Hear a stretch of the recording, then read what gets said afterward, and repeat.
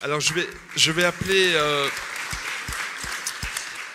Dylan Slama. On va revenir au droit. Bonsoir Dylan. Ça va? Superbe, impeccable. Alors on s'est connus sur les plateaux de télévision, mais Dylan est avant tout un très très bon avocat, pénaliste beaucoup. Exactement. Hein, vous aimez exactement. le droit pénal. Exactement. Et vous défendez quelqu'un qui nous est très cher à Opinion Internationale, on en a déjà beaucoup parlé, qui s'appelle Toumaj. Toumaj est le plus célèbre rappeur iranien. C'est ça, exactement. Comme vous le savez, en Iran, depuis septembre 2022, il y a une véritable révolution qui est en marche. Révolution des femmes, révolution de la vie, révolution de la liberté. Et Toumaj, à cause de sa liberté, à cause de son art, il est en prison et menacé de condamnation à mort. Alors, exactement. où en est-il? Vous êtes son avocat. Où en est-il? Et donnez-nous des nouvelles de sa part.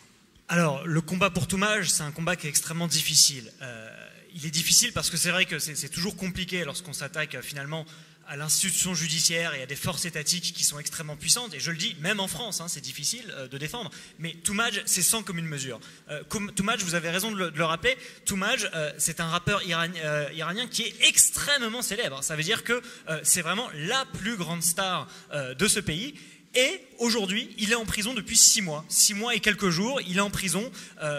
Alors on peut se demander pourquoi est-ce qu'il est en prison. Il est en prison pour quelque chose, vous savez, ça fait penser à cette chanson Diego, hein, qu'on connaît bien en France. Il est en prison pour quelques mots qu'il pensait si fort. Il est en prison pour des chansons. Il est en prison pour des raps. Ça veut dire qu'il a commis des raps. Alors l'infraction qui lui est reprochée là-bas, ça s'appelle le blasphème sur terre. Vous voyez, c'est une infraction qui est difficile à comprendre. Et aujourd'hui, il est en prison pour ses paroles dans lesquelles il s'en prend au régime iranien et où il essaye de se faire le porte-voix de ce mouvement Femmes, Vie, Liberté dont vous avez parlé.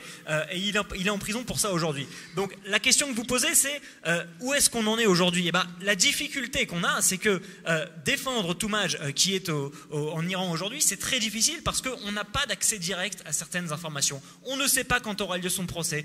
On ne sait à peine ce qui lui est reproché concrètement en termes de texte. Avoir accès au dossier, c'est très compliqué pour moi-même bien sûr, mais c'est compliqué également pour son avocat qui est présent sur place. Donc l'accès à l'information est extrêmement difficile. Donc la question, c'est qu'est-ce qu'un avocat étranger, puisque pour eux je suis bien sûr un avocat étranger, qu'est-ce qu'un avocat étranger peut faire et qu'est-ce qu'un avocat européen peut faire? Eh bien j'ai déposé une plainte à l'ONU, au Conseil des droits de l'homme des Nations Unies, en espérant que ça fasse bouger les choses, et on espère aussi que la situation de santé de Toumaj, qui est inquiétante. On a malheureusement de bonnes raisons de penser qu'il a subi des actes de torture. On a de bonnes raisons de penser qu'il a commis des aveux, mais de manière extrêmement contrainte parce qu'il y a été forcé. Et donc, j'ai confiance en Toumaj, je sais que c'est quelqu'un de fort, je sais que c'est quelqu'un d'extrêmement solide, mais ma crainte, c'est que sur le plan physique, à un moment, ça dérape. Donc, je sais que votre journal et que vous, personnellement, vous êtes extrêmement engagé sur ces questions et je vous en remercie d'ailleurs. Il faut d'ailleurs saluer Shabnam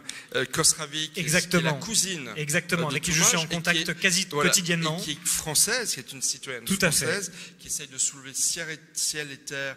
Et j'ai d'ailleurs beaucoup d'amis iraniens qui sont aussi dans la salle ce soir que j'aimerais saluer. Ouais.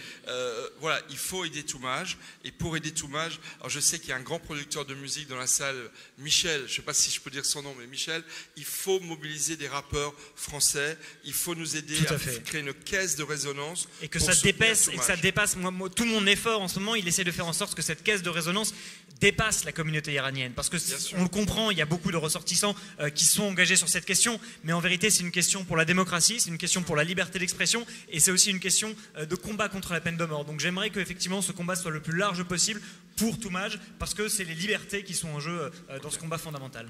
Merci Dylan. Merci beaucoup. Et puis j'aimerais saluer aussi un de vos combats personnels, qui est le combat pour la présomption d'innocence. Ça, voilà, et ça, combat... on regarde parfois ce qui se passe ailleurs, mais en France, on a aussi beaucoup d'efforts à faire. La présomption d'innocence est très menacée en France. Merci Dylan. Merci à vous pour votre invitation. Merci.